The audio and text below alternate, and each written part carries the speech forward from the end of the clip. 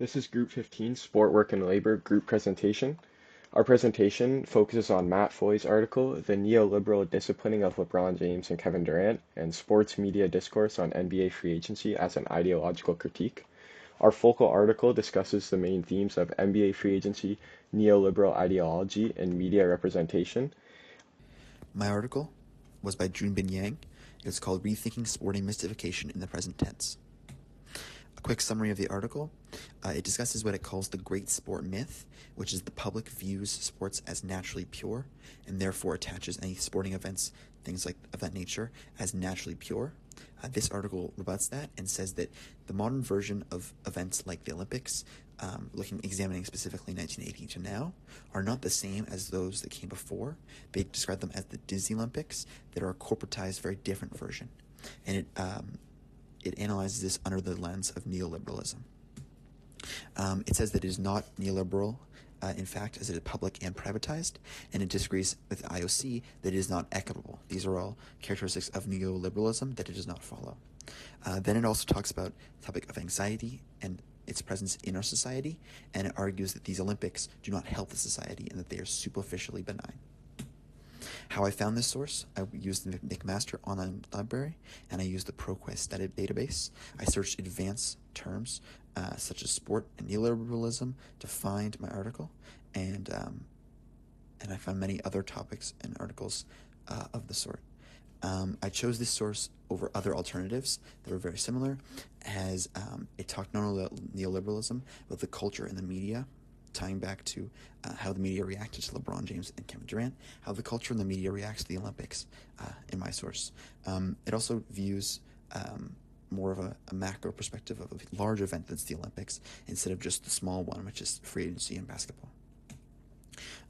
This source contributes a lot to the topic of neoliberalism in sports. As it expands its scope, it becomes much more effective, and it is able to tie in concepts such as celebration capitalism and the effective landscape, and discuss large-scale capitalistic features that aren't only just in sports, but are in capitalism as a whole.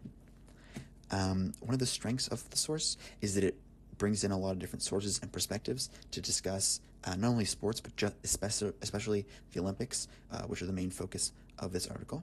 One of the weaknesses, though, is that there may be so many people sourced that in a given area or paragraph of the text, it can be sort of hard to understand what part of it is the author's stance and what part of it is just accumulating other people's arguments and perspectives into one.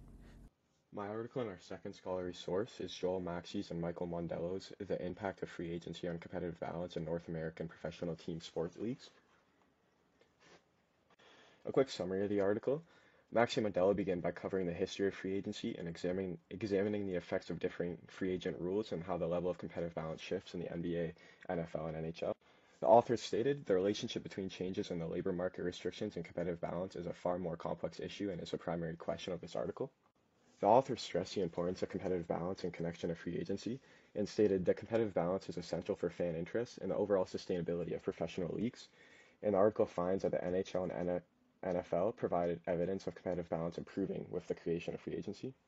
Furthermore, the findings for the NBA differ though, with research showing that balance in the NBA has worsened since the introduction of free agency according to the SRCC measurement. While the balance may have worsened with free agency, decisions made by players like LeBron James and Kevin Durant have helped the league in numerous other ways. Maxey and Mondello concluded that all results support our initial position, contending that free agency alone does not adequately determine a league's level of competitive balance, regardless of which measure of balance is calculated. Overall, Maxey and Mondello found that NBA free agency has a mixed impact. Competitive balance may worsen, but league popularity and fan excitement reaches new levels when controversial free agent decisions are made. I found this article on the McMaster Library with an advanced search for free agency, NBA, and professional sports, and peer-reviewed sources only. Alternatives, because it builds on Matt Foy's examination of NBA free agency, and it assesses the impact using data metrics such as the Sperman rank correlation coefficient and the standard deviation of win percentages. This article also possesses a strong focus on competitive balance and the importance of free agency on team success and league parity, and it also adds to the neoliberal concept explaining how league rules prioritize control and profit. Overall, I chose this article because despite focusing on the NBA, NHL, and NFL, the authors discussed the results on a league basis and made separate conclusions.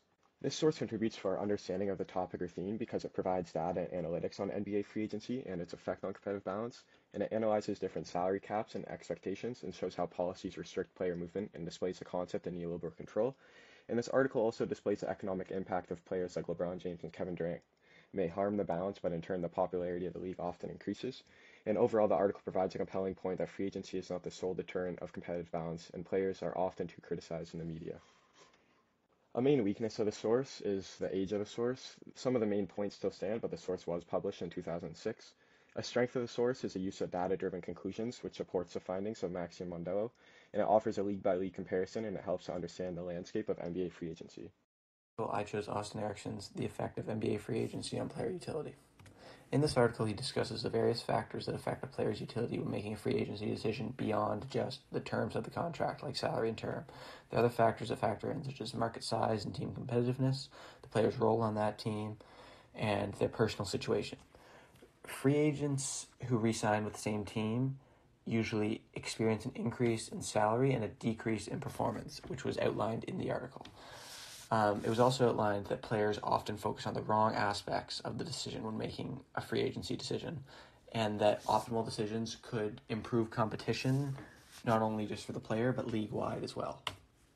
So I found this source on the McMaster Library, and I chose this source over other alternatives because I believe it gave a more kind of complete overview and understanding of free agency, especially from a player perspective, and it focused on how they view free agency and what their understanding of it is, which is kind of contrasting how Matt Foy examines the media and the public's understanding of free agency.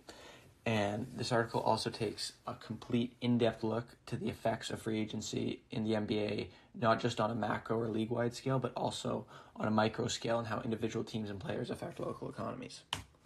So this source contributes to our understanding of the topic because it gives us an insight into the perspectives of players and how they view free agency, and it draws an analysis between what they think the largest determinants for free agency are and what is most optimal for them and their performance. It also incorporates a statistical and number-oriented approach to assessing free agency beyond just salary and contract length. So some strengths and weaknesses of the article are that a strength is that it provides an in-depth statistical analysis on more factors of free agency than just salary and term. Another strength is that it compiles data from a variety of academic sources regarding similar topics. And a weakness of it is that it is one of the first of its kind, so it does lack some specific comparable studies.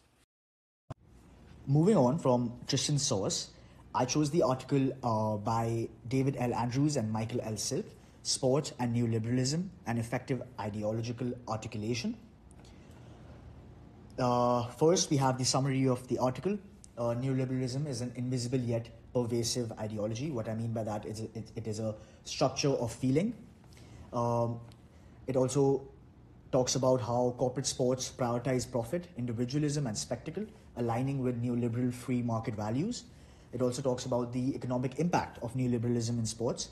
It focuses on commodification, that is sponsorships, broadcasting rights, consumer engagement.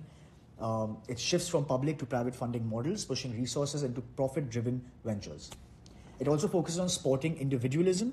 Elite athletes are seen as entrepreneurs of the self, embodying meritocracy. Success narratives often obscure systemic issues, aligning with neoliberal ideology. How did I find this source? Well, for many articles, I have used Google Scholar in the past.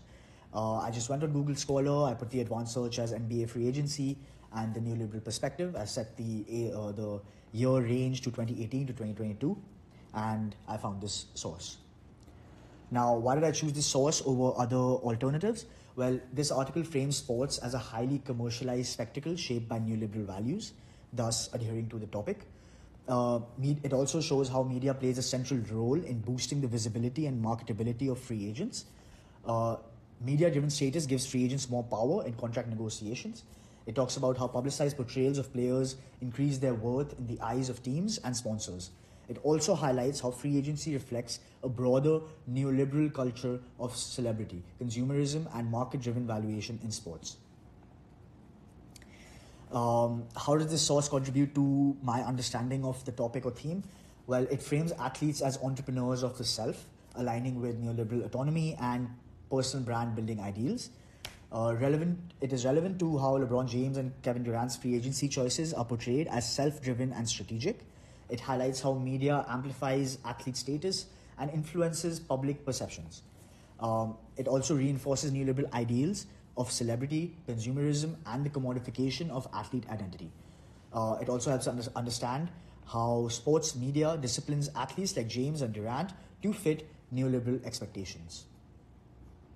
Some of the strengths and weaknesses of this article are as such. Some of the strengths are it provides a robust analysis of neoliberalism's impact on sports culture, basically linking economic and ideological factors. It also explores how media shapes and amplifies the neoliberal narrative around athletes, especially in contexts like NBA free agency, like I have mentioned in my previous slides. It also uses real-world examples like major sports events to illustrate neoliberalism's influence, making theoretical concepts tangible. There are some weaknesses, in my opinion, of this article. It only uses American sports examples, limiting applicability to global sports contexts. It is dense.